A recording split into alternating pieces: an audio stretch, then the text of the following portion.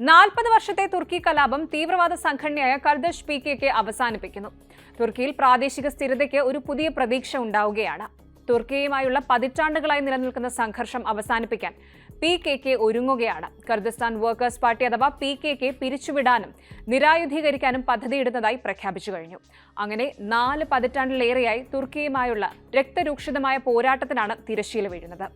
തുർക്കിയിലെ സമാധാനത്തിനും സാഹോദര്യത്തിനും വേണ്ടിയുള്ള നീക്കത്തെ പ്രസിഡന്റ് റജബ് തയ്യിബ് എർദോഗാൻ പ്രശംസിച്ചു. സായുധ സംഘവുമായി അടുത്ത ബന്ധമുള്ള മാധ്യമ സ്ഥാപനമായ ഫിറാത്ത് ന്യൂസ് ഏജൻസിയാണ് ഈ ഒരു നീക്കം റിപ്പോർട്ട് ചെയ്തത്. 4 പതിറ്റാണ്ടുകളായി തുടരുന്ന അക്രമം അവസാനിപ്പിക്കുന്നതിനായി അങ്കാറയുമായുള്ള പുതിയ സമാധാന സംരംഭത്തിന്റെ ഭാഗമായുള്ള പ്രഖ്യാപനം ഫെബ്രുവരിയിലാണ് വന്നത്. ജയിലിൽ അടയ്ക്കപ്പെട്ട PKK നേതാവ് അബ്ദുള്ള ഒക്ലാൻ ആയുധം താഴെയിടാൻ ആഹ്വാനം ചെയ്തതിനെ തുടർന്നായിരുന്നു നീക്കമുണ്ടായിരിക്കുന്നത്. ഒക്ലാന്റെ കാഴ്ചപ്പാടുകളും നിർദ്ദേശങ്ങളും വിശദീകരിക്കുന്ന പ്രസ്താവന വടക്കൻ ഇറാഖിൽ നടന്ന ഒരു പാർട്ടി കോൺഗ്രസിൽ വായിച്ചതായി ഫിറാത്ത് റിപ്പോർട്ട് ചെയ്യുന്നുണ്ട്. മെയ് 9 അവസാനിച്ച കോൺഗ്രസിന് ശേഷം ചരിത്രപരമായ തീരുമാനങ്ങളിൽ എത്തിയതായി ഗ്രൂപ്പ് അറിയിക്കുകയായിരുന്നു.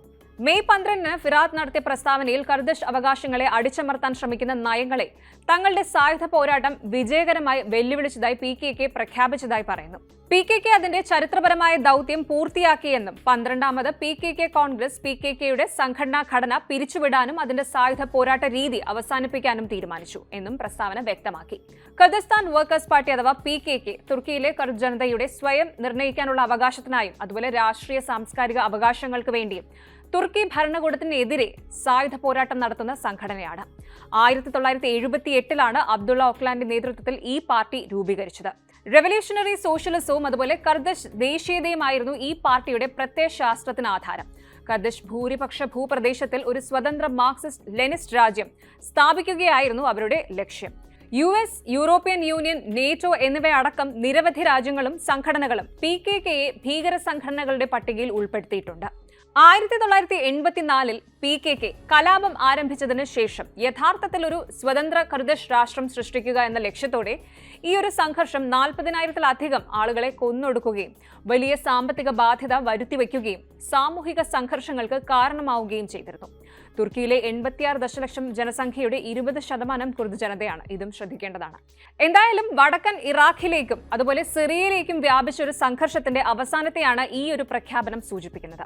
PKKയുടെ പിരിച്ചുവിടൽ പ്രഖ്യാപനത്തെ മെയ് 12 വൈകുന്നേരം ഇറാഖ് സ്വാഗതം ചെയ്തു. ഇത് ശാശ്വതമായ പ്രാദേശിക സ്ഥിരതയിലേക്കുള്ള ഒരു ചുവടുവയ്പ്പാണെന്ന് വിശേഷിപ്പിച്ചു.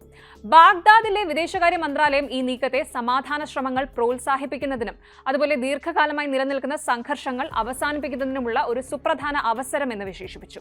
ഇറാഖിലെ PKKയുടെ സാന്നിധ്യം അയൽരാജ്യമായ തുർക്കിയുമായുള്ള പിരിമുറുക്കത്തിന്റെ ഒരു പ്രധാന ഉറവിടമാണ്.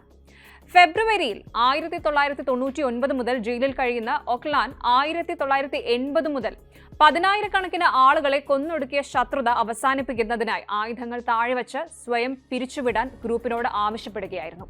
തുർക്കിയും മിക്ക പാശ്ചാത്യ രാജ്യങ്ങളും ഭീകര സംഘടനയായി പട്ടികപ്പെടുത്തിയിട്ടുള്ള PKK പിന്നാലെ വെടിനിർത്തൽ പ്രഖ്യാപിച്ചു. ഒപ്പം സമാധാന ചർച്ചകൾക്കായി ഒരു നിയമപരമായ സംവിധാനം സ്ഥാപിക്കുന്നത് ഉൾപ്പെടെ പിരിച്ചുവിടാനുള്ള വ്യവസ്ഥകൾ മുന്നോട്ട് വച്ചിട്ടുമുണ്ട്. കുർദിഷ് ജനത സമാധാനവും ജനാധിപത്യ പ്രക്രിയയും സ്വീകരിക്കുമെന്നും PKK പിരിച്ചുവിടാനും സായുധ പോരാട്ടം അവസാനിപ്പിക്കാനുമുള്ള തീരുമാനം മറ്റാരെക്കാളും നന്നായി മനസ്സിലാക്കുമെന്നും സംഘം പറഞ്ഞു. സിറിയയിൽ പുതിയ ഭരണകൂടം, ലെബനനിൽ ഹിസ്ബുള്ള സായുധ സംഘത്തിന്റെ ദുർബലപ്പെടുത്തൽ, ഗസയിൽ നടന്നുകൊണ്ടിരിക്കുന്ന ഇസ്രായേൽ ഹമാസ് യുദ്ധം എന്നിവയുൾപ്പെടെ മേഖലയിലെ കാര്യമായ മാറ്റങ്ങളുടെ പശ്ചാത്തലത്തിലാണ് PKയുടെ പ്രഖ്യാപനം വരുന്നതെന്നും ശ്രദ്ധേയമാണ്. പിരിച്ചുവിടാനുള്ള തീരുമാനത്തിന് പകരമായി PKKക്ക് ലഭിച്ചേക്കാവുന്ന ഇളവുകൾ വെളിപ്പെടുത്തിയിട്ടില്ല ഇതുവരെ. സമാധാന സംരംഭത്തിന്റെ വിശദാംശങ്ങൾ പരസ്യമാക്കിയിട്ടില്ല. കൂടാതെ പ്രക്രിയ എങ്ങനെ മുന്നോട്ട് പോകും, ആയുധങ്ങൾ എങ്ങനെ നിർമ്മാർജ്ജനം ചെയ്യും, PKK പോരാളികളുടെ നടപടിക്രമങ്ങളും ഭാവിയും ആരാണ് നിരീക്ഷിക്കുക, അവരെ 3ാം രാജ്യങ്ങളിലേക്ക് മാറ്റാൻ കഴിയുമോ എന്നതും വ്യക്തമല്ല.